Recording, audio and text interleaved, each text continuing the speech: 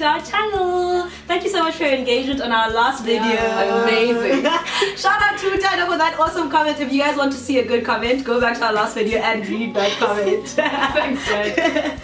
So today we're talking about vulnerability. That sounded far too loud for vulnerability. However, here we want to have a conversation about vulnerability. What makes it so difficult? What enables safe spaces to become that way? And really the growth that it cultivates in your lives with the people that you're around. So if you want to know more about that from us and how we experience it, Stick around.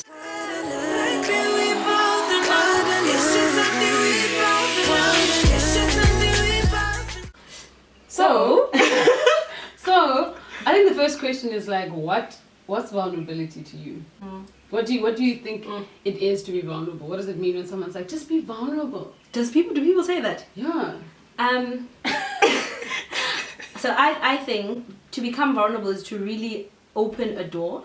And most of the time you are aware that you're opening that door, to allow somebody else into your life, into parts of your life that maybe they don't necessarily understand. And I think it is to one bond, it is to be able to communicate better and to be understood better. I think in line with that, the word that you used, consciously open the door, because it feels like even when you're doing it, and I don't know whether you ultimately get to a point where you're not aware of it, but a lot of times I know when I'm going as close enough to the truth of really a feeling or a moment, I'm so aware of it. And as you let out the next sentence, you're like, man, it's getting closer and closer. But I think for me, it primarily means letting people see you and see you fully without dressing it up in words or dressing it up in self-preservation, but being open to people see the most intimate places of who you are. With that word that you said, see, it's intimacy, which usually is said to be intimacy. Yeah. Of course. I've been coaching things all morning. The whole morning. They make sense. That's supposed to move you. Get intimacy. So Nancy, that's the proper vulnerability you're giving. And code. Yeah, no, I agree. I think vulnerability is that. And I think it's more practically, it's like fully aware that you're actually saying the thing that makes you seem your weakest or your softest or your, and it's a very privileged position, I think, for somebody else, for you to actually do that and to be like, this is it. This is what this means to me. It's what it's done to me. Have you guys ever had somebody who made being vulnerable so easy that you found yourself on the other side of the door on things that you had never consciously intended on telling them? Absolutely. 100%. And it's weird though. I would say that there are some people in my life that do that, don't worry. But like a lot of the spontaneous times, it's been with people who I wouldn't necessarily see again, but the kind of people that you meet and they feel so familiar. So like even now when I was away, there's a number of conversations I had where people were through the doors, and I actually haven't reflected to wonder why it was so easy to be like, actually, I just met you, but we're talking about our childhoods and you're telling me about your dad, and I don't know what it is, but I think they are definitely people who create space where you feel safe or you feel seen. But the one that I want us to get into today is the ones where you are aware you're at the door and you decide to do it. Sure. I think those are in intentional relationships. When you're in a friendship, a very deep friendship, or in a deep relationship or something, those ones, they require it from you. Like, otherwise you're living next door to your truth the whole time. You're very aware of what you could say that would communicate to your heart better. But there's that self-preservation, man. What causes it for you? Self-preservation? Yeah, what causes you to know I should open the door, but I don't want to? Sometimes it's just not being sure of how the person's going to take it. You're just not sure. What I'm going to say might change how you view me. But exactly that. So then if what I say changes how you view me, like, then what? And how I view myself in this relationship, right? Like all it means is that there is a particular place of insecurity in that relationship, clearly. So then why can't you go there? It's terrible, which means you may be living in a bit of a facade. Because until that place is opened up to that person, you're always living on this side of it, and you're always wondering if they knew this, I wonder what they think, and if they knew that, I wonder what they think. But I think it's just it's a human innate thing to preserve, to just be like, I'm going through A, B, C, D, but I'd rather just like, wear the cloak. And the harder thing is to open up and to. But are we? I think the thing that I'm thinking about now is if we will ever be able to actually build meaningful and lasting, sustainable relationships apart from it. It seems like such an indispensable part of long-lasting relationships to open the door, because that I think there's an ability for somebody to be there for you and for you to belong in that relationship in a new and fulfilling way that otherwise you wouldn't be able to. So then, on that point, would you then say, if you think about your closest friends, the door's open there? Or at least there's the activity of trying to more consciously open the door. Because I do think, I fully agree with you, that the opening of the door creates a bonding. Because I do think in a lot of my close friendships, the door is open. So they probably are as close enough to the... And how wide can you even open the door? Exactly. That door's like, it's open. Exactly. This one's just Exactly. open. And that's the thing, right? You know enough for us to build something. Yeah. And that's the question, where they know enough for us to build something, but they also probably know more than anyone else, right? And then there's that stuff that you know that, man, I've only took them to staircase 3, but there's 6 floors here, man. So then my question is your feeling almost that if I took them, or if we collectively took those people who are at the 3rd floor to the 6th, that breeds like a deeper sense of connection and bond within our friendship and our ability 100%. to live together. Yeah. But it's so based on how safe you understand that person to be. You could take someone to the 6th level and be completely naked and be broken. And then You could be completely broken because they didn't get it, they don't understand it, they don't treasure it, they don't feel privileged to be brought into that space. And what you've done is just open yourself up and like, it's like how the Bible says, you know, giving your pearls to the swine. Yeah. I mean, not in your, Yeah. but almost like a very, very treasured, deep places of you. Just like spreading them to someone who'll be like, okay. Have you ever also noticed how like it depends on the extent, the degree to which someone can actually listen? Like when sometimes you're just about to open the door and you realize somebody either like moves their eyes and you realize they're not necessarily here. and then you're like, whoa. Like, maybe not, right? Yeah. Like, and I found like there are people in my life where you're like, I wanted to. Yeah. But in that moment I couldn't. Yeah. Right? But then maybe you were exalting that moment too much. That person's shift of eyes in that time meant maybe more than it should have. Maybe you should have just been like, if I want to be vulnerable and I want to build here.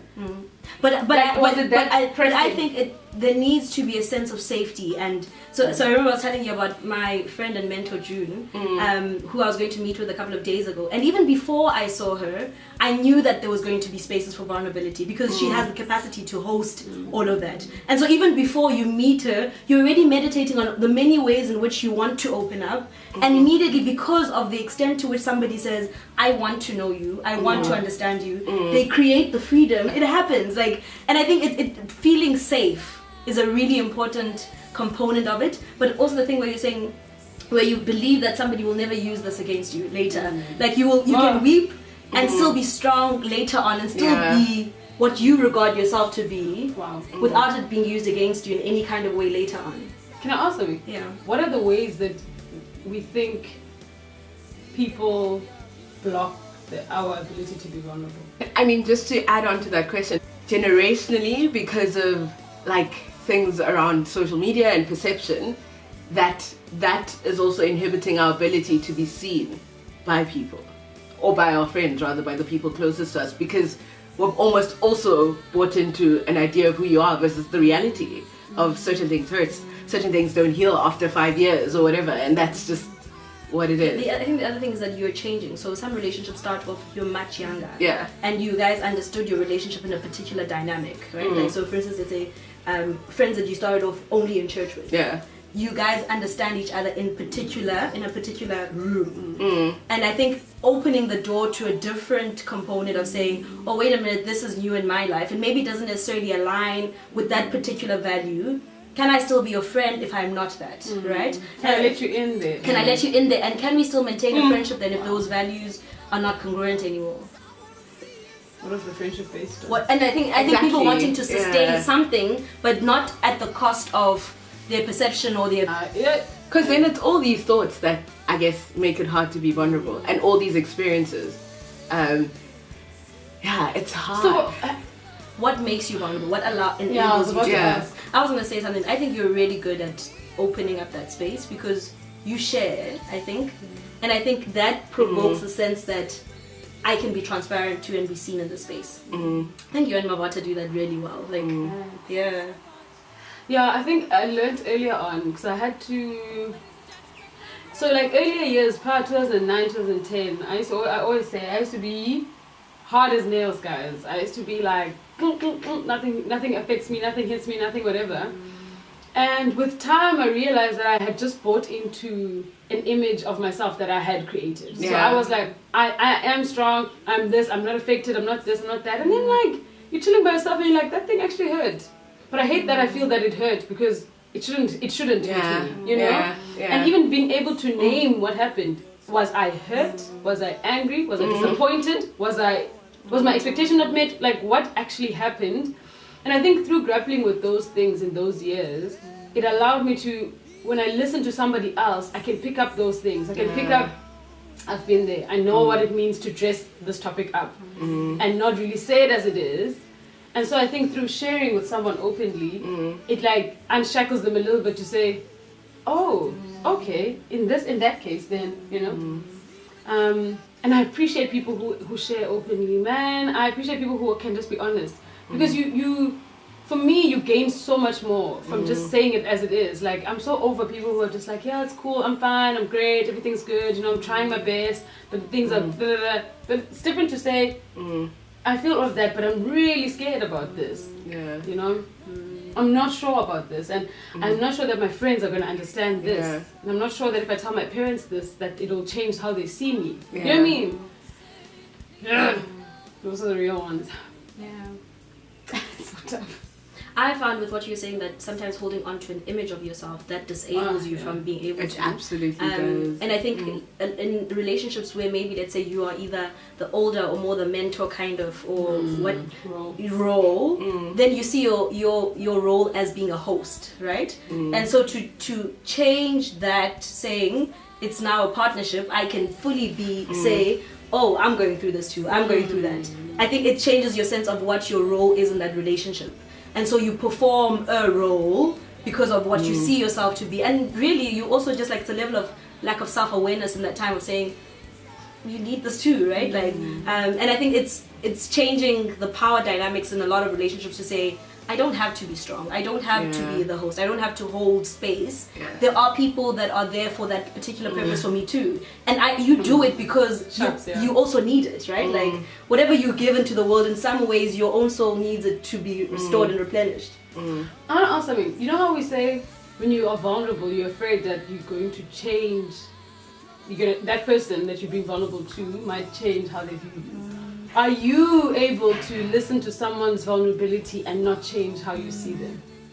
Personally, like, are you able to do that? Because it's one thing to say we're scared to do it because we're not sure what the person's going to do. But when someone is that to you, how much room do you really have? Do you actually really tell your mind, don't judge them for that? Don't actually attach this. Don't change how you. They are not weak. You know what I mean? All the fears that we have, I think, are sometimes reflections of what we might be, what we might do. Don't you think? Less so. I actually find that I don't remember a time when someone was vulnerable and that was my judgment, right? Like, it's almost like not even judgment, but you're shocked, or you're like, oh, I didn't expect that from them. Even if it's a fleeting thought, that's what the person's afraid of. Actually, for me, it always marks the commonalities amongst people. Like, it's like we all actually feel this. We actually all experience these kinds of things, and it creates such a bond and humanness that is not the negative. And I think maybe that's the lie around vulnerability, the assumption that that's what becomes of it if you are, that someone will judge you, you'll be weak, The truth is, you actually, more often than not, you better understand somebody's actually more strong. Like, there's more courage and bravery that you perceive of them in their ability to do what maybe you can't do. Because I think in a lot of ways, on that last point you made, when we look at a lot of people we esteem who share deeply of themselves, so be it on TED Talks or whatever, what we celebrate is that unique ability to share, which then I think in people we esteem, we see that as courage. So if we see June saying something to a crowd of people that's very intimate about what happened with, let's say, her mother or whatever, just some random, very deep, we see that as courage, and we almost glorify it from external parties.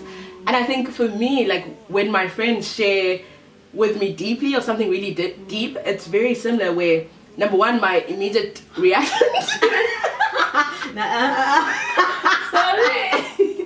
where my reaction to it is, number one, feeling honored that you would let me in, because I know how hard it is to let anyone in there. And similar, it shows the commonalities. I think a lot of the negative emotions we associate with it is all internal battles. It's all internal. It's all, I think to a certain extent, for a lot of us, sometimes when we share with the people close to us very deeply, it's the first time we've said it out and said it to the nth degree, because the person will of course be like, but Sharon, when you say this, what do you really mean? Or the person will be, exactly. So I think we're living lying to ourselves. That's my perception. So I am aware of like certain things that have hurt me or certain joys that I haven't fully expressed, but I don't think in my awareness of it, it's the same way when I have to verbalize it to someone else. The awareness gets heightened. Similar to writing something out, the awareness gets heightened that, oh snap, actually, oh snap, that's how much it hurts. And then when she's like, when my friend's asking, so you're like, but Sharon, oh, so you say that, but now how do you think about it, that in relation to, I see this in you? And now you're like, hey, I'm actually a mess because of this. You know what I mean? So exactly. So I do think it's all internal, because I do think we're a generation who has learned to sedate pain and to sedate a lot of our feelings through series, through social media, through drinking, through a lot of things, right? And it's been 3 to 4 months of that. People just, So maybe what you're saying is, if I'm getting right, in taking somebody else to the third stair, to the sixth one, you're really taking yourself sometimes. That's what I think. Because maybe you hadn't had the courage to be vulnerable with yourself first. And I think what's interesting, is that in many regards, we are in a life that's constantly moving. And to be vulnerable to somebody else is to really tend to your inner child too, which more often than not needs affection, needs attention, but you don't let yourself do that. And you keep moving. You should be here now, you should be this, you should be doing this. And really maybe you haven't really attended to some things that really need somebody else. My mom was saying the other day, the interesting thing, the reason you should keep going to conferences, keep going to things that are teaching you, is because there's nobody there anymore. All your life you've been to grow you, right? Like, and I think those spaces of vulnerability are moments of somebody saying, it hurt and I'm sorry. And it's okay for it to hurt. Whereas usually it's like, it's assignment. It's assignment right now. So how do you cultivate the courage to be vulnerable? So what practical things can you do? Is it just doing it? Just do it. Okay. So I think just do it. Especially if you feel a whole sort of suitcase of emotions sitting heavily on you. What's up with now? Like Susie. Like honestly, I think if the best thing is just to do it. Yeah. Try it with someone that you trust. And I think vulnerability, it's not as hectic as all the very, very deep things. Yeah. It's sometimes just being able to share a hesitation with someone, or to say, everyone sees this and understands this, but my friend, actually, this is how I really feel. Yeah. Or sometimes I think this. It's that little thing of, sometimes I think this. Sometimes I disagree with this, and I don't know if I can say it boldly elsewhere. Those are the little I think that the person that you can do those little things with is a good marker of where you can actually like pour a deeper thing. And it is sometimes you have to be prudent. Yeah. No, I was just gonna say it is sometimes even simple positive things, like telling you, I think you're an incredible person, or telling someone who you don't know. I do think to a certain extent it is. I think I do think. So you mean so much to me, and I really value your friendship, and if I didn't have it, I would feel the vacancy in my life. And that's literally how I feel. I'll say, you're a great friend! You know what I mean? Because it's vulnerable to know you hold a deep space in my life. I'm not sure whether I hold that same space in your life. I may be your sixth friend on your friend list of friends, but for me, you're my third. And that's just my reality. And I think because there is also this reciprocity. Yeah. That word, culture, I think that culture, it makes it hard to, in the positive ways, be vulnerable, because I think it's perfectly fine if you're my third, because that's who I need you to be, but you need me at sixth. It doesn't almost take away from what sixth means to you, and I think we're also afraid of telling people that they mean a lot to us. I think that's so I love you.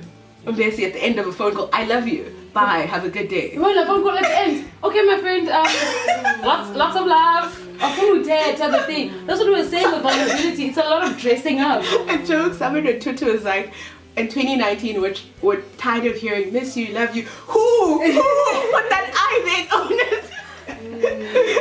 Yeah.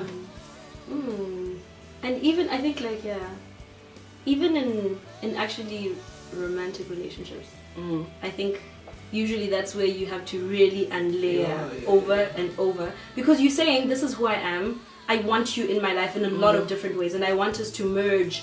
And for you to understand what you have to be that I need, I have to say, and I have to identify, and I have to keep going back to the ancient part and saying, well, this happened, or this is how I see it, or this is what changed me.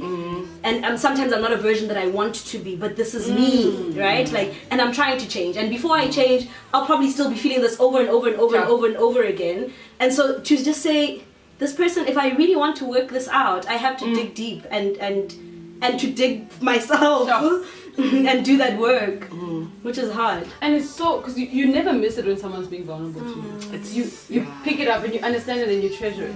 So especially in deep relationships, like romantic or very good friends, you treasure it, and you know what it took to mine that And you want out. to do better for that person. You want to do better for that person. So I think on the other side of vulnerability, guys, honestly, is deeper relations and goodness, basically, because the people usually that you are in your life that you choose to be vulnerable with, there's a goodness that they want to show you, and they usually can't without that understanding, right? You'll keep feeling like, why does this person keep doing this? Like they creating and you build your own idea of what they're doing, but it's like, no, this is, if they understood, you would see the goodness. Especially because of the commonality of challenges. Exactly. You know, when you open this up, it shows them, oh, wow, there's a humanness to this person, and I want to be there, and I want to reach them, and I want to be, you know what I mean? So I think, guys, we need to take the lead. Test the waters, take the lead, with wisdom, of course. But and when someone doesn't get it the first time or doesn't understand it, it doesn't always necessarily mean that write them off. Maybe try again another time, and then maybe look elsewhere, I think. Not everyone is good at also being vulnerable, like allowing people to be vulnerable to their experience. Don't think about it that way.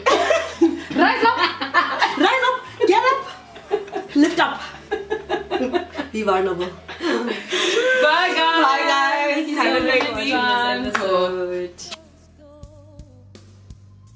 What has facilitated your ability to be vulnerable? Are you yet able to be vulnerable? And do you find yourself sitting there wishing you could tell someone something, but being aware that you don't have their full attention? Or are you that safe space for somebody else? And how can you better be that safe space for the people around you as well? So, wow. May everyone... bless them. I literally want to pray. Like, I literally just feel like, I really pray that God would give each person a place of safety. First in Him, and then in the people around you, that you'd literally have a place where you can be refined, and you can grow, iron sharpens iron, and you can deepen and become a blessing for the next person. So, off we are, guys. Ciao! Bye. Bye. Hello. Hey. Hi. Bye. Alright! Friends, you are even deep. It's been a number. I'm blessed, man, to have a one and I can just offload too. It's a beautiful thing. And I wonder, can you ever be that place for someone else if you have not dug deep into yourself? You can't. I don't think. Let me tell you something. Let me tell you. Have you seen that video? Let me tell you something. Let me tell you something. You guys see that video? Which one? Helen's say it. Let me tell you something.